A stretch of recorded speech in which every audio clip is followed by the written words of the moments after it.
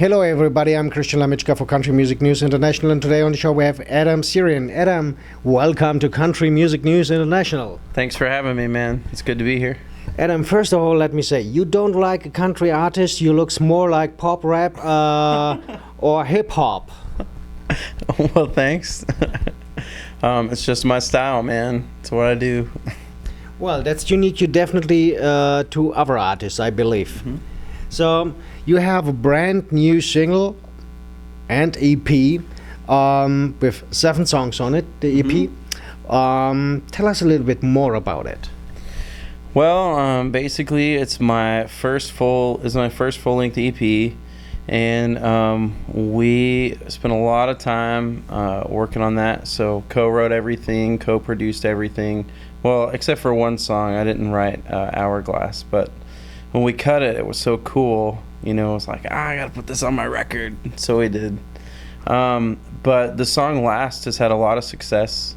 We won a couple awards for that. John Lennon Songwriter Award, Unsigned Only with Billboard, and it's just been a great year with that EP. So it's pretty exciting. How did you find your way to the music business? It's funny because I grew up in Nashville, so I didn't move here to, make it in the industry or anything like that. So basically, when I was a kid, I turned to music for everything. So good times, music. Hard times, music. So like everything was just music. And so finally, I just grew up and I met the right people and I started playing around town, and it gradually became my career. What happened when you told your parents you want to be in the music biz? My dad was working, and this is this is back when laptop computers were just coming out. So my dad was like typing away, I went in and I said, "Hey Dad, I want to play guitar. Can I use your guitar that's in the other room?" He was like, "Yeah, good luck, son." And that was it. So I went and I got his guitar and I just started banging it out, man.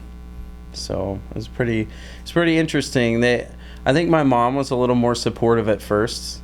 My dad just probably wanted to know that I was serious about it. But over time, they were impressed, and they've actually been really supportive.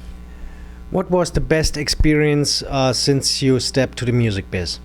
Oh man, wow.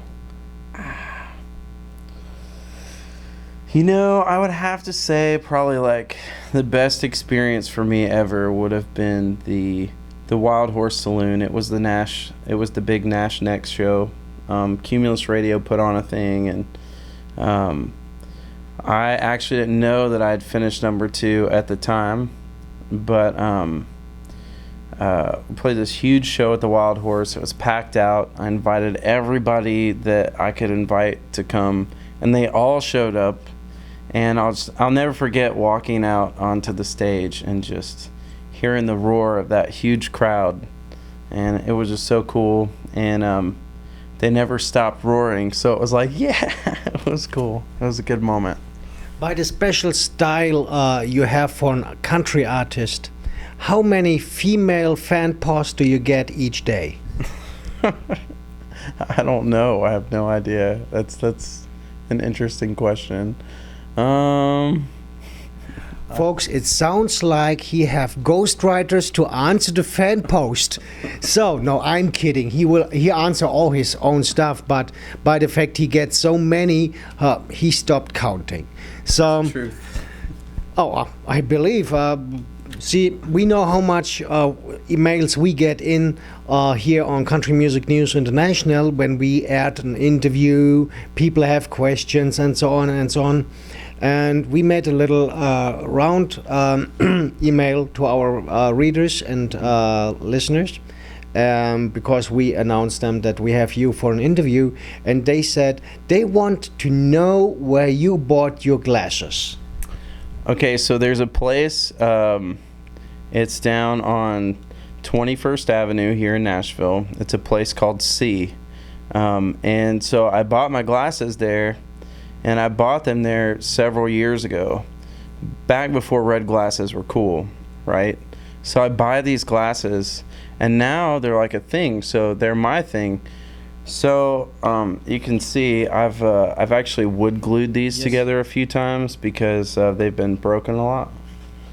Anyway, so I went down there and I was like, hey guys, I need another pair of these just in case, or where can I get these? And so now they don't make them anymore. But luckily, red glasses are now popular, so if anything happens to them, I can get them. So you were the guy who built the style. Yeah, I would like to think that I was part of starting the trend. I was one of the early adopters. There you go. So, what can we expect to see from you in the future? Well, I'm going to be doing some tour dates with Ray Lynn.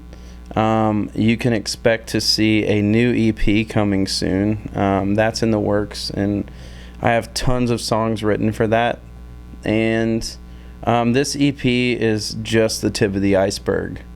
So I think in future releases, you're going to see a lot more heart and a lot more soul. So a lot of people feedback on this EP that they like is that it's real, that it's fresh, that it's positive, it's encouraging, and they can really feel the music. So if they're digging that, then the future is going to be even more exciting. So that's what we got coming.